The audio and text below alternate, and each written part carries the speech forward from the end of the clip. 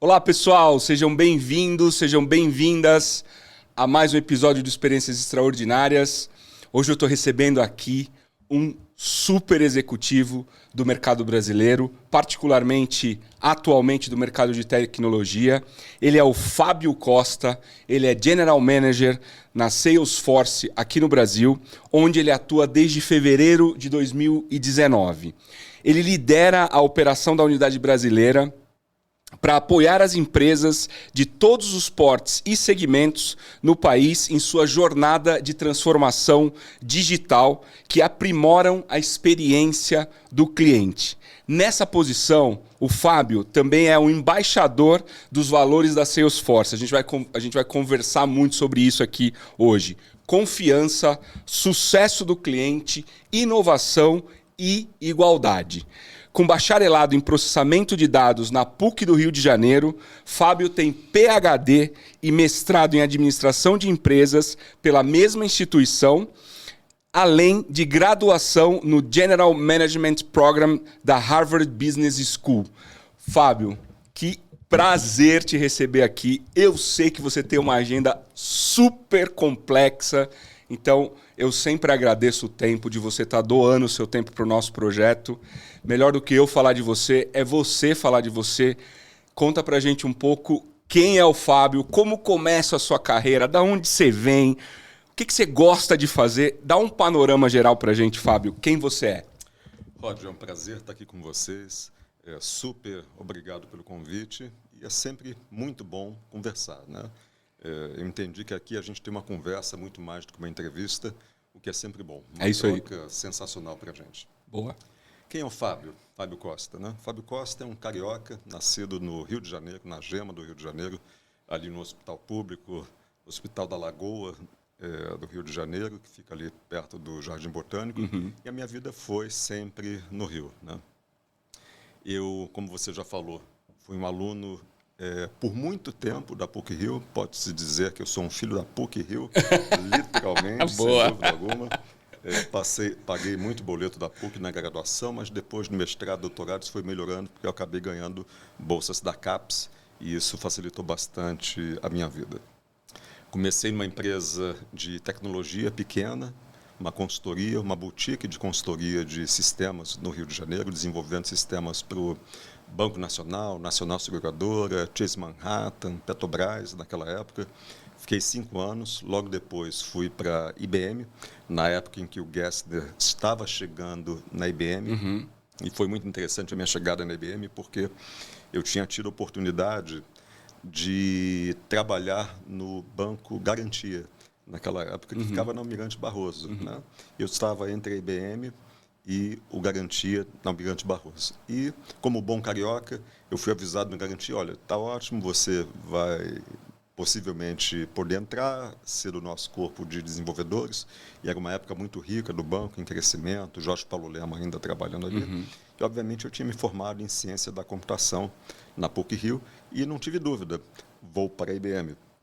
Vou trabalhar na maior referência de tecnologia do mundo. E foi. Quando eu entrei na IBM, o Gessner não tinha entrado ainda, ele estava para entrar, e a empresa tinha uma situação muito crítica no mercado.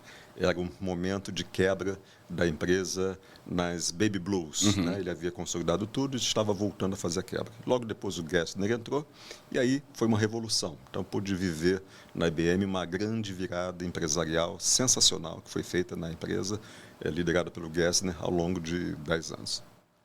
De lá, eu tive também a oportunidade, até em função do meu trabalho lá, de desenvolver o mestrado como consultor, né, e o doutorado. E passei também, depois disso, pela Telemar, logo depois da privatização da empresa. Eu fui funcionário número 10 da holding lá no Rio de Janeiro. Fiquei lá por 5 anos, fui presidente da divisão de data centers da Telemar, estatutário da holding da Telemar naquela época. Saí da Telemar e fui para a IDC, de consultoria e pesquisa. Fiquei por 3 anos. Depois disso, Oracle. Saí da indústria de tecnologia, fui ser um executivo responsável por receita dentro do Grupo Estado de São Paulo. Do Estadão, voltei para o mercado de tecnologia, VMware, presidente por 6 anos, Microsoft, vice-presidente por quase 2 anos, 1 ano e 8 meses, 1 ano e 9 meses. Foi onde a gente se conheceu. Exatamente. E, por fim, eu estou na Salesforce há 4 anos como presidente aqui da operação no Brasil. Então, esse é o Fábio, um carioca, muito interessado sempre em learning, em estudar, né? Faz parte do meu traço. E preocupado bastante também sempre em acurar a escuta, que eu acho que é o que faz muita diferença no dia a dia para quem quer trabalhar em grupos grandes, para quem quer ter uma vida saudável no seu ambiente de trabalho. E o que você, do ponto de vista pessoal, ser líder executivo de uma grande multinacional como é a Salesforce, eu imagino que exija muito, né, do seu tempo, exija muito da sua dedicação. Antes da gente falar desse lado, como é o seu lado pessoal? Quem é o Fábio CPF? Né? Quem é o Fábio Pessoa? O que você tem hobbies? O que você gosta de fazer para se distrair? Olha, eu sempre fui muito vinculado aos esportes, né? Ou seja, com bola, já qualquer coisa. Pode ser basquete, futebol, vôlei. Já tive muita paixão pelo vôlei, pelo tênis, né? Pela corrida, pelas bicicletas, etc. Então, a atividade esportiva sempre fez uma parte muito grande da minha vida. E eu tenho um hobby que aí foi um hobby adquirido numa fase da minha vida muito crítica, né?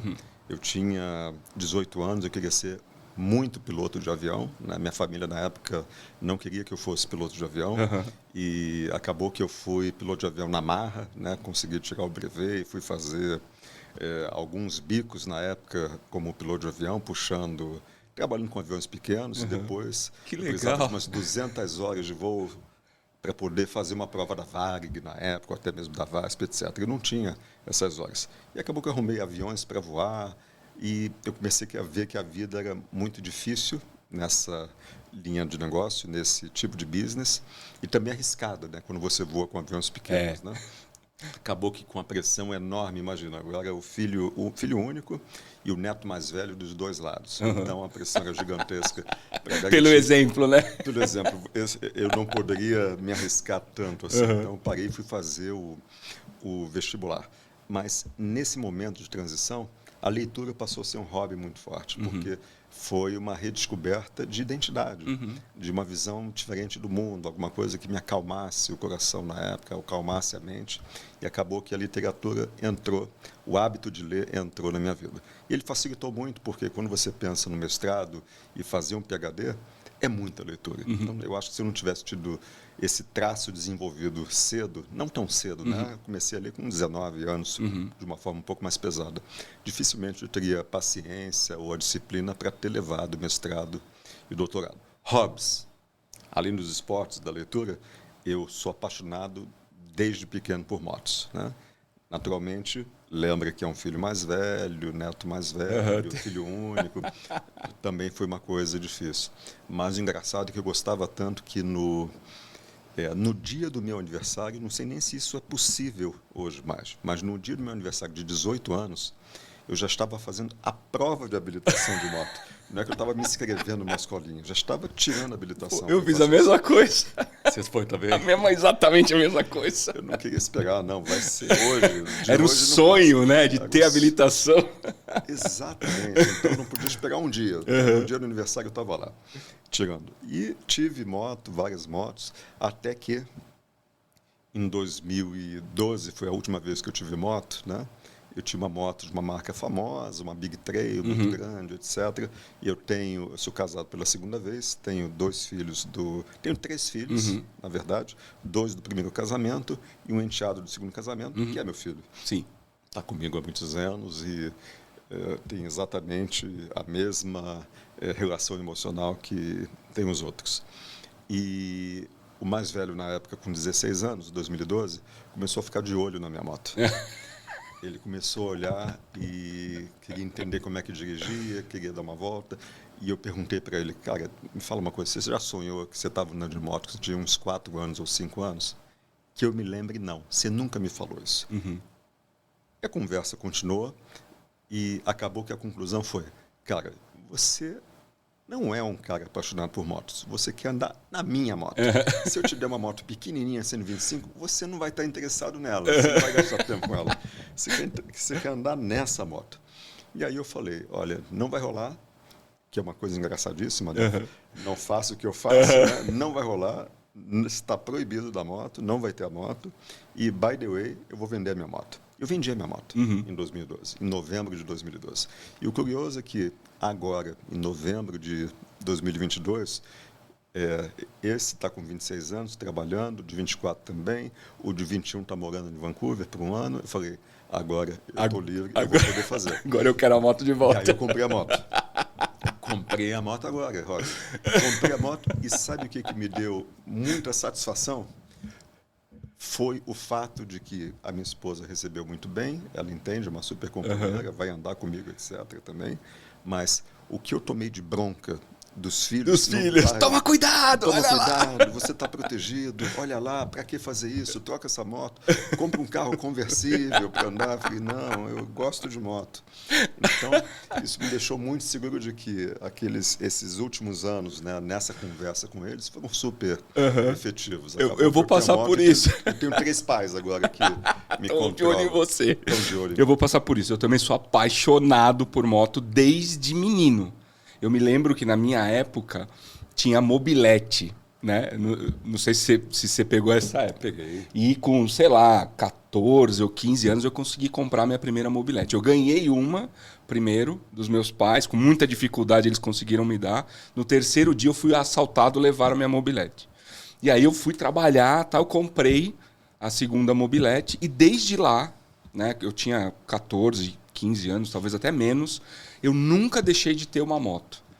E eu tenho 3 filhos, o meu filho do meio tem 9 anos, e desde 2 anos, 2 anos e meio, que ele anda comigo, né? A gente andava em condomínio fechado, eu tinha uma scooter, eu botava ele em pezinho assim na scooter, dava uma voltinha na rua e tal. E, bom, ele tem a mesma paixão que eu pelas motos, aí você está falando, né? Do seu filho a partir dos 16, o meu com 9, né, se eu deixar, ele quer andar comigo, ele quer fazer viagem, ele quer, enfim. Mas eu vou passar pelo mesmo desafio em breve, que ele vai querer andar, e eu vou ficar com medo dele cair, dele ser assaltado, enfim.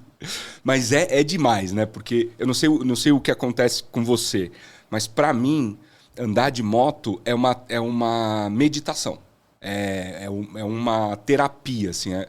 A gente dentro do capacete, né, dentro de uma estrada, ouvindo uma música, né, pensando na vida, o vento na cara, né, aquela sensação de liberdade.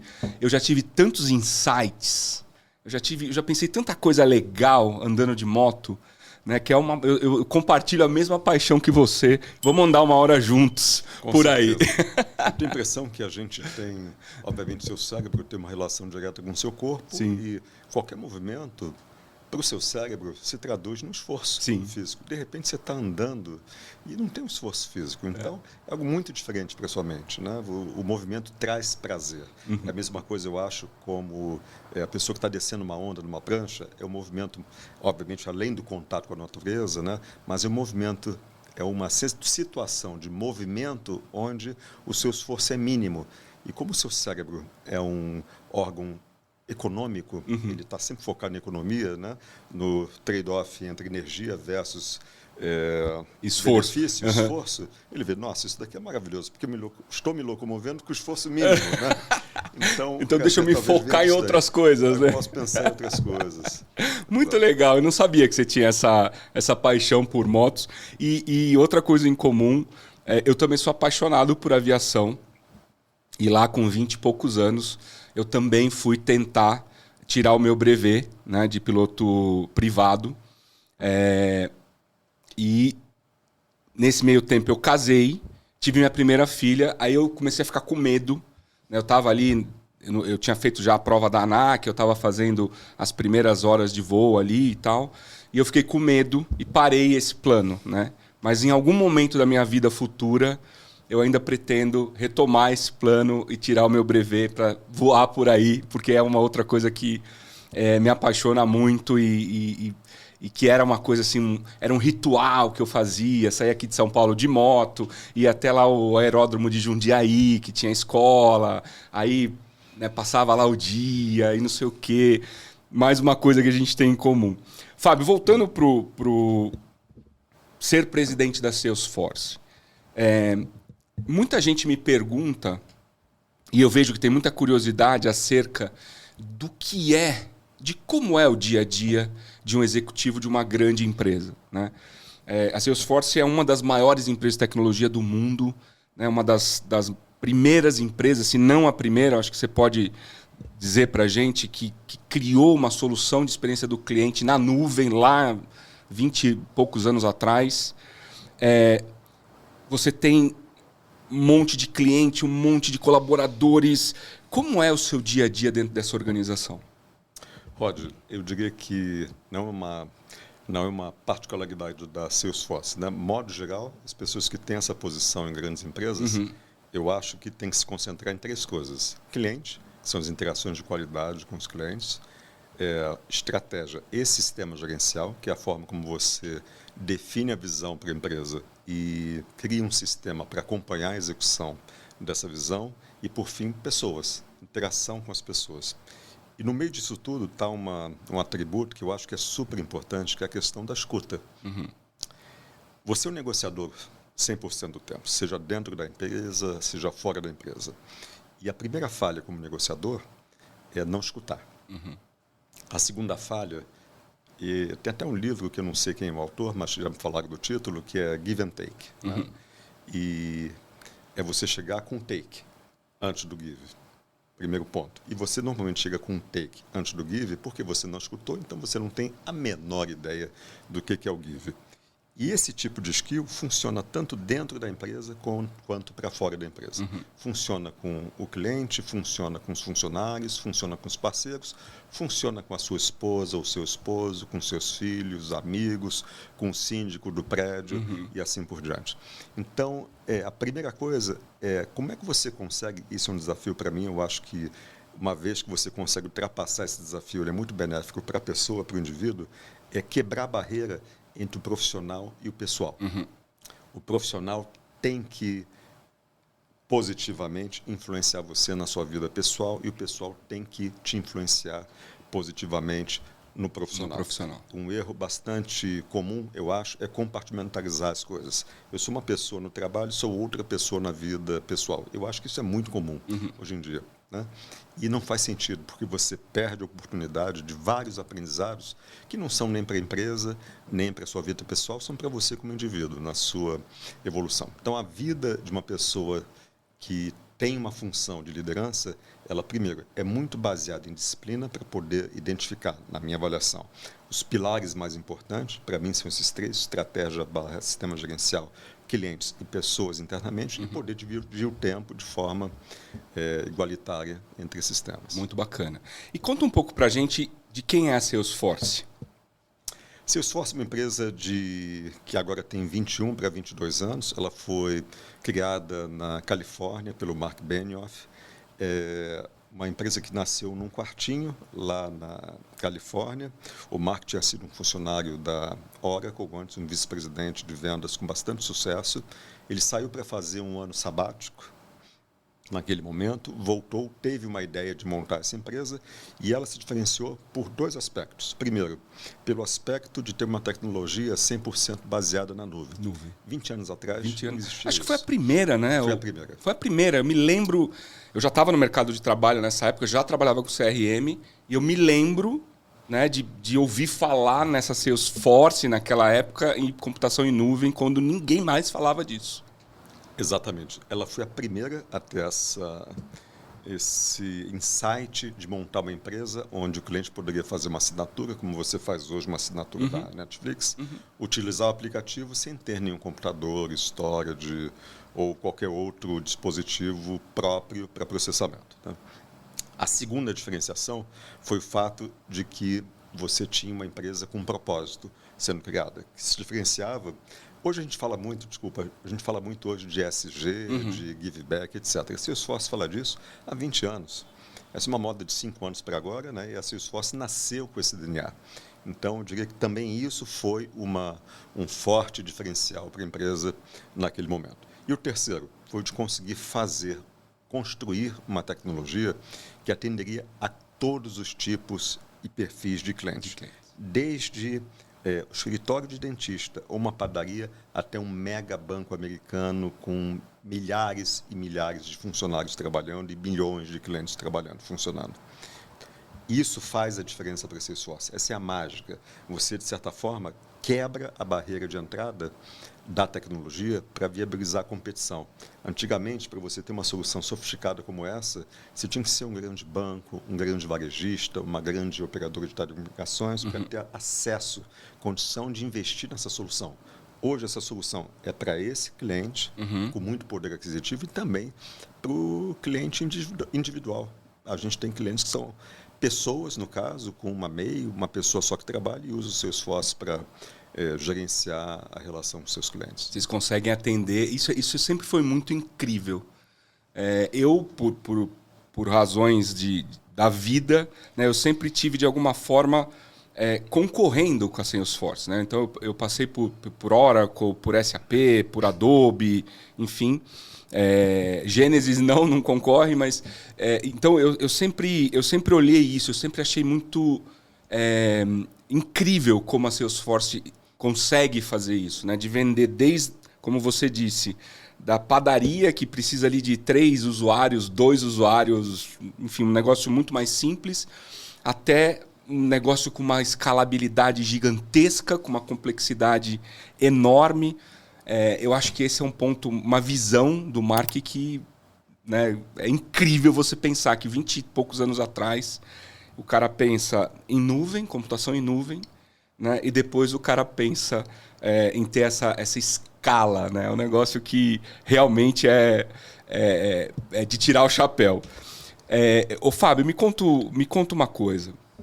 Você assumiu a Salesforce lá em fevereiro de 2019. Um ano depois veio a pandemia. Eu faço essa pergunta para os executivos que passam aqui, porque, primeiro, porque a pandemia, eu não sei se ela acabou. Né?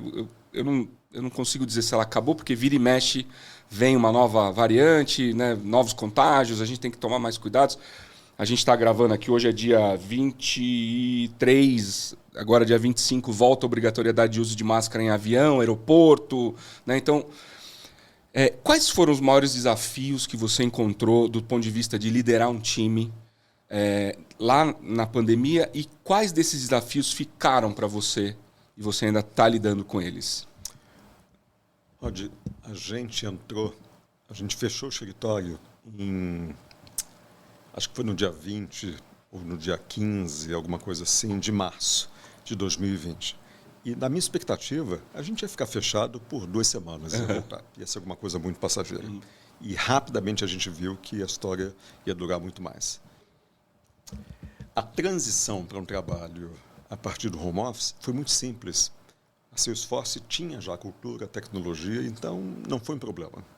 O problema surgiu em operacionalizar, em gerenciar uma organização trabalhando com todo mundo a partir de casa. Por quê? Porque a tendência era de você sobrecarregar a agenda. Primeiro problema, né? Você vai sobrecarregar a agenda de todo mundo. Você vai ter calls o tempo inteiro para garantir que você está mantendo a coesão do time, que está todo mundo sabendo o que está acontecendo, e principalmente que a gente está trabalhando bem em conjunto os deals que a gente está construindo. Né?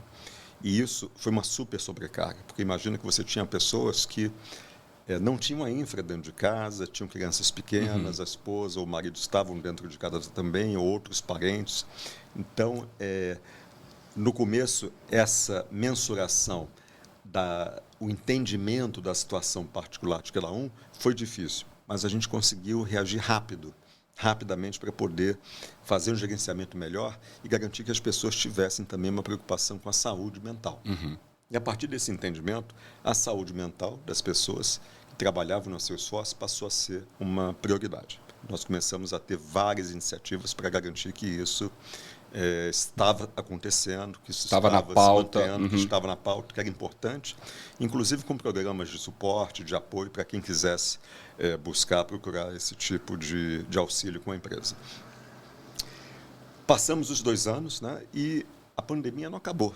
A pandemia, ela arrefeceu. Arrefeceu. Boa, exatamente isso. Ela está presente. Agora, imagina o seguinte, você sempre... E a gente teve uma preocupação enorme com a questão da saúde mental ao longo desses 2 anos. Não só no Brasil, mas globalmente, dentro da Salesforce.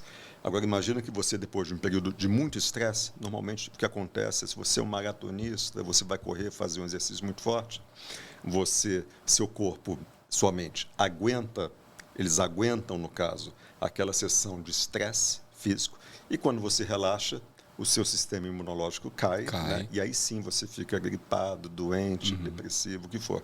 A mesma coisa com a pandemia. Então, muita gente teve problemas durante a pandemia, de saúde mental, emocional, e outras pessoas não tiveram. E o que a gente vê é as que não tiveram, que resistiram, começaram a ter depois, em 2019. Porque passou a crise maior, agora eu posso relaxar, e quando relaxou, aí veio. Aí vem. Né? Aí vem. Então, a questão da saúde mental continua sendo pauta da Salesforce Brasil. A gente ganhou, tem 2 semanas, o primeiro lugar no Great Place to Work aqui no Brasil. Parabéns. Que foi super comemorado, porque a gente não teve consultoria, não teve nada para isso. Foi super espontâneo da parte dos funcionários, esse reconhecimento. E também, entre as 2.000 empresas, nós tivemos entre as 10 que foram reconhecidas como empresas orientadas e com qualidade de saúde mental para se trabalhar. É um prêmio, um side premium aí no caso, que a gente recebeu também. E eu fiquei muito orgulhoso, porque isso também foi reconhecido pelos funcionários na forma como a gente gerenciou a empresa ao longo da pandemia. O que mantém essa situação de um ambiente de saúde mental positivo para todo mundo? Várias coisas, mas algumas muito básicas. Primeiro, respeito. Respeito com o colega, do lado, de cima, de baixo, de todo mundo. Então, o respeito individual, o respeito na relação entre as pessoas, ele não é negociável. Não tem espaço para você ter um outro comportamento que não seja um comportamento de respeito. Segundo, até nas terapias, essa é uma fundação da terapia, que é conversar, falar. Você tem que colocar para fora o que você realmente acredita, o que está te incomodando e o que você acha que poderia melhorar. E essa conversa tem que ser uma conversa feita num ambiente de segurança, onde você não seja julgado pela ideia, mas sim que você possa debater aquela ideia. Isso não é fácil de se fazer. Essa é uma história que você não define por é um credo da empresa, uma listinha de credos que a gente vai... Você vai construindo. E vai pregar nas paredes, no café, que de repente a empresa ficou assim. É todo dia, você vai ver os desvios, você vai ter que acertar. Todo sistema tende ao caos. E não tende a ficar equilibrado. Né? Então, o nosso trabalho como gestor é manter esse sistema equilibrado, apesar de ele tender ao caos todos os dias. Então, o melhor entendimento é você tomar consciência disso e trabalhar para manter isso equilibrado. Aí me trouxe até à memória um livro que eu li quando eu estava na IBM. Eu tive vários altos e baixos emocionais, naturalmente, ao longo da vida. E eu estava fazendo um curso do IBM Consulting, eu estava em Washington, 1900 e bolinha, 95, 96, 94, não me lembro mais. E, de repente, caiu na minha mão um livro chamado The Road Less Traveled, A Estrada Menos Percorrida. Era de um psiquiatra americano, né? Eu comecei a ler o livro. A primeira frase do livro que ele colocava era um livro em que ele descrevia vários casos clínicos que ele tinha vivido e o aprendizado dele sobre aqueles casos. A primeira frase do livro era "Life is difficult". Ponto. A vida é difícil. Se você começar a entender que isso é verdade, você tem alguma chance de viver bem, de trabalhar bem as dificuldades, né? Elas vão acontecer, vão aparecer. O ponto todo é qual é a interpretação que você dá e como é que você lida com elas. E aí eu aprendi ali que a gente pode, primeiro, saber que life is difficult é o caos. E que o caos existe, é uma tendência. O que você tem que fazer? Gerenciar o caos. E às vezes o caos acontece, inclusive, se você tiver consciência de que está no caos, é o primeiro passo para você tentar reorganizar o que você está vivendo. Você está na posição de controle, né? Ou seja... achei fantástico essa frase e essa colocação que você fez, porque por vezes a gente se sente assim, né, no meio do caos. A pandemia foi um momento que eu acho que não vou generalizar, mas eu acho que quase todo mundo passou por um momento ou vários momentos de caos em diversos segmentos da vida. No trabalho a gente passa pelo caos, na vida pessoal, no casamento, enfim. Mas quando você tem consciência, né, de que você está dentro desse momento, eu acho que é uma dica que você trouxe para a gente e que eu, por exemplo, nunca tinha pensado dessa forma. Eu nunca tinha avaliado por esse prisma. Né? E com 30 anos de profissão também, em grandes empresas multinacionais de software, sempre na área de vendas, passando por pressões diversas, assim como você, é uma dica muito, muito legal, muito valiosa, muito bacana para a gente. Ô Fábio, pós esse impacto, o que você tira de... Eu imagino que teve todo esse conhecimento que você exercitou, né? Que você veio acumulando durante a sua carreira toda. Mas o que você destacaria como o ponto ou os pontos que você saiu assim muito mais fortalecido pós esse caos da pandemia? Que não acabou ainda, mas enfim. Bom, a pandemia teve um papel, obviamente, super importante para você fazer uma autorreflexão. Infelizmente, muita gente não teve condição de fazer a autorreflexão porque estava em sofrimento. Um sofrimento que inviabilizava, né, você ter uma perspectiva diferente da sua vida, de você, do que você estava fazendo. Não foi o meu caso, mas trabalhando com as pessoas, né, remotamente, no ambiente de trabalho, e, obviamente, convivendo muito mais proximamente das pessoas da sua família em função da pandemia. De estar todo mundo em casa e tal. Né? Todo mundo em casa, todo mundo junto. E você tendo a noção de como a vida é efêmera, ela passa rápido. Eu vi pessoas que eu não esperava que fossem afetadas pelo Covid, que perderam a vida, né? Pessoas saudáveis, né? E você começa a entender que a vida tem vários propósitos, tem várias perspectivas, mas uma delas, muito importante, né, dentre várias, é de você tentar viver da melhor forma possível, de acordo com o que você espera de você e com o que você tem capacidade de desenvolver.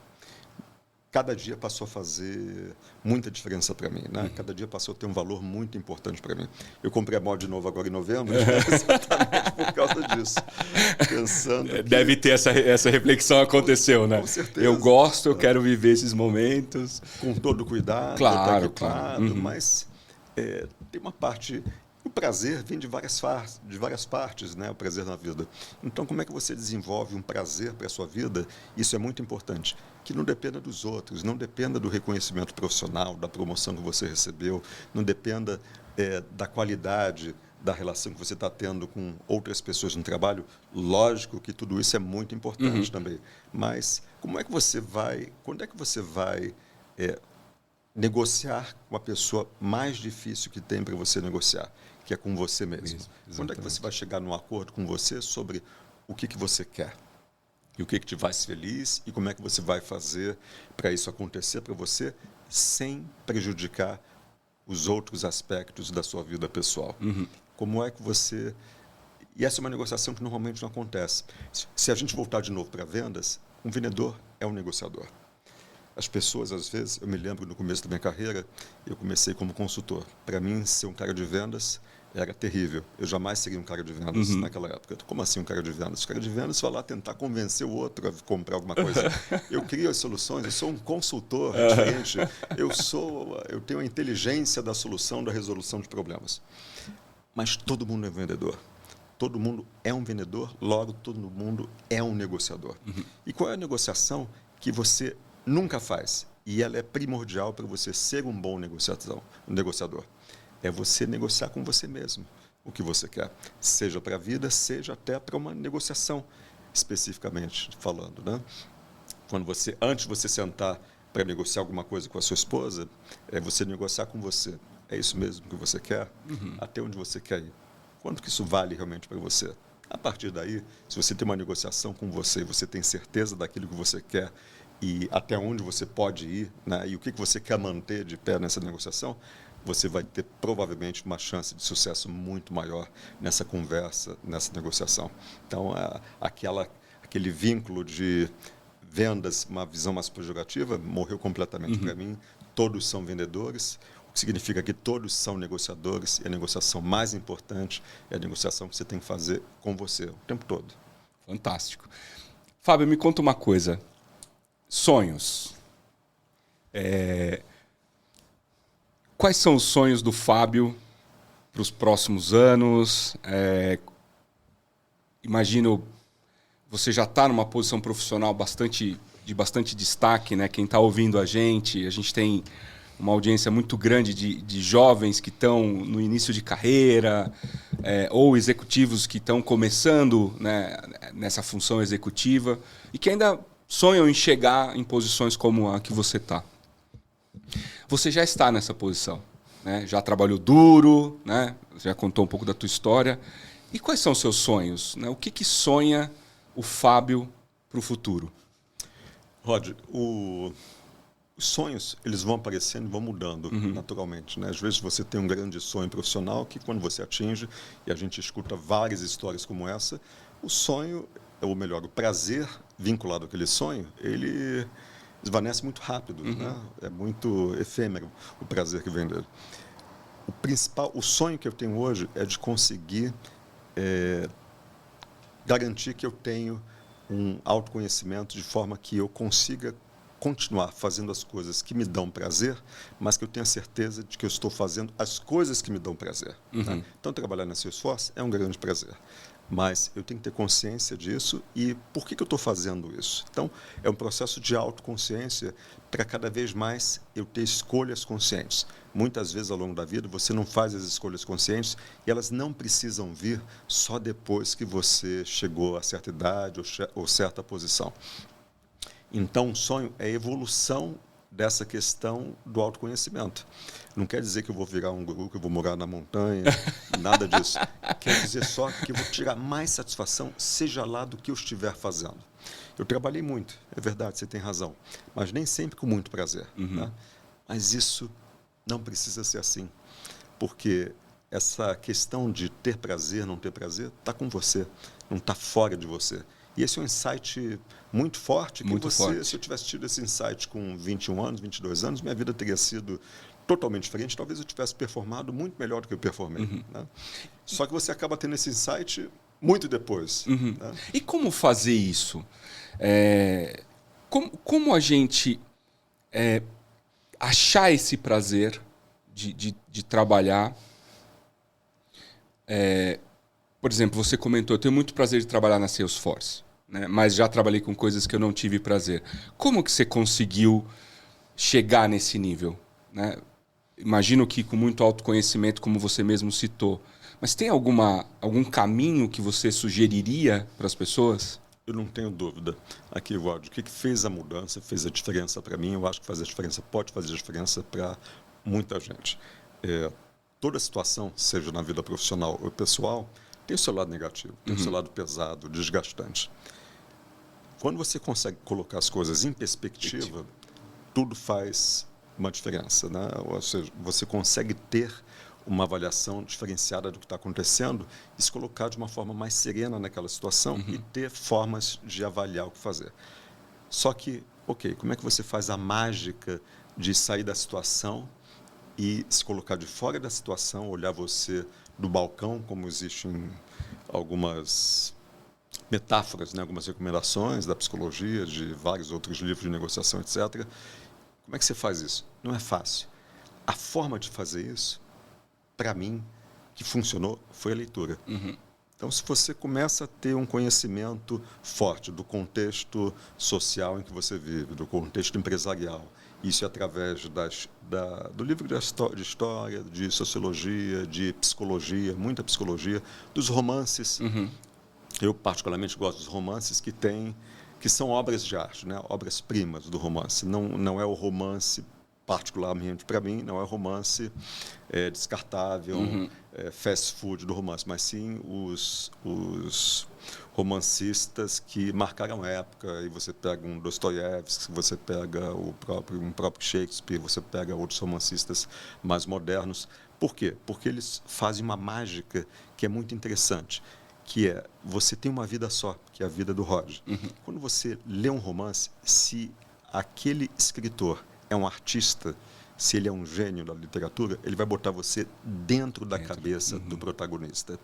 E você vai ler um livro ali de 150 páginas, 200 páginas, e no final daquele livro, é como se você tivesse vivido, do ponto de vista operacional e o principal, emocional, a vida de uma outra pessoa.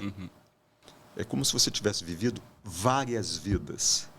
E quando você começa a viver várias vidas, você começa a ter, não escutar sobre as vidas, mas viver emocionalmente aquela vida, né?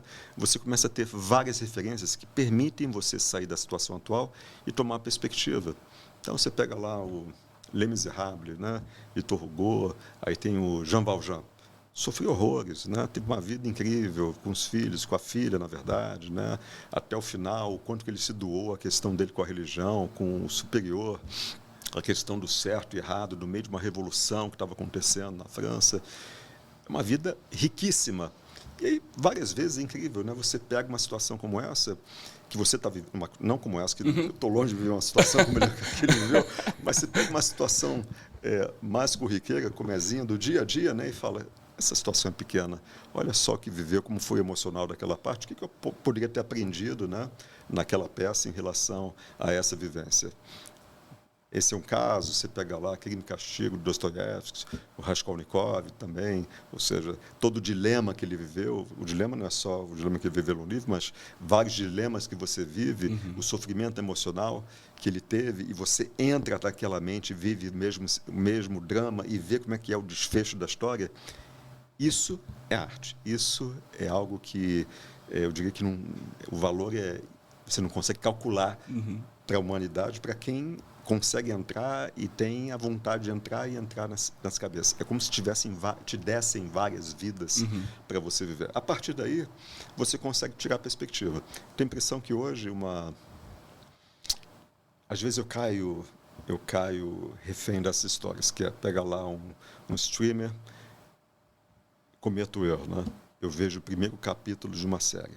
Aí dá 5 minutos, começa o próximo capítulo. Eu boto o contadorzinho e você vai. Aí, de repente, eu vi 6 capítulos. O problema é que 7, 8 capítulos. O problema é que 2 dias depois, eu não me lembro nada do que eu vi daquela série e não ficou nada, porque não é um meio muito bom para você desligar a mente, mas não é um meio bom para você, na minha avaliação. Eu concordo com você. Isso é muito pessoal. Mas não é um meio bom, ideal para você ganhar uma emoção nova, né? Você vai ganhar uma emoção muito efêmera, porque ela tem ali, você não está imaginando, você simplesmente recebeu tudo pronto, a imagem, a voz, a cara do personagem, os traços do personagem, cenário, né? Você não está pensando, né? Você não está pensando. Então, eu diria que uma salvação também é a leitura, que a gente, muitas vezes, no mundo moderno, menospreza. Olha, Fábio, eu estou surpreso, de verdade, porque acho que eu conheço muito executivo, sênior, né? Mas eu percebi em você um autoconhecimento e uma abordagem tão clara desses pontos. Assim, para mim esse episódio foi para mim um grande aprendizado, de verdade. Eu quero te agradecer por você ter vindo aqui e ter doado esse conhecimento que você tem para nós, para mim e para todo mundo que está assistindo a gente. Eu queria abrir para você fazer suas considerações finais, porque a gente precisa terminar esse tempo até para te liberar a agenda. E deixando para você, mais uma vez, um agradecimento sincero. Muito, muito obrigado mesmo. Esse vai ser um dos episódios que eu vou assistir várias vezes para pegar os insights e para passar na minha cabeça, porque enquanto você falava, eu montava os cenários, eu montava as vivências. Então, um pouco do que você falou do que se tem quando lê, eu tive durante esse episódio, quando você falava as coisas que você falou. Então, de verdade, assim, eu tô até um pouco arrepiado aqui, porque realmente foi diferente do que normalmente é. Então, muito obrigado por você ter vindo. Que bom, Rod. Foi um prazer estar aqui com você. Eu sou um aprendiz eterno, né? Até porque não vou conseguir aprender tudo antes de morrer. Vou aprender só um pedaço do que é possível de aprender. E uma coisa que eu aprendi, né, foi tentar ser o mais autêntico possível. Às vezes a gente monta um produto para fora, e o mais interessante sempre é você ver as pessoas do jeito que elas são, com os problemas que elas têm, com a vivência que elas têm. Eu recomendo, caso você não tenha nenhum problema que afete os seus colegas, né, afete a sua sociedade, no caso de você ter, espero que você trate, cuide dele, mas se você é autêntico e com respeito com você e com todo mundo, a vida fica muito melhor. Muito legal. Obrigado mais uma vez. Obrigado, Roger. Pessoal, que episódio incrível. Eu espero que vocês tenham aproveitado como eu aproveitei. E eu sempre falo, né? A magia desse projeto é isso. É a gente receber pessoas como o Fábio, que vem contar a história, a trajetória, compartilhar um pouco do conhecimento com a gente. Se você está gostando do nosso projeto, ajuda a gente a levá-lo para o máximo de pessoas que a gente puder. Dá um like no nosso vídeo, se inscreve nas nossas mídias sociais, porque isso ajuda a gente a levar o conteúdo para mais pessoas. Não esquece que a gente tem o nosso aplicativo, está disponível na Google Play e está disponível para iOS. E também, um ponto importante, este episódio adota um aluno da Casa Coutro por 90 dias. Muito obrigado por terem ficado até aqui. Fiquem bem e até o próximo episódio.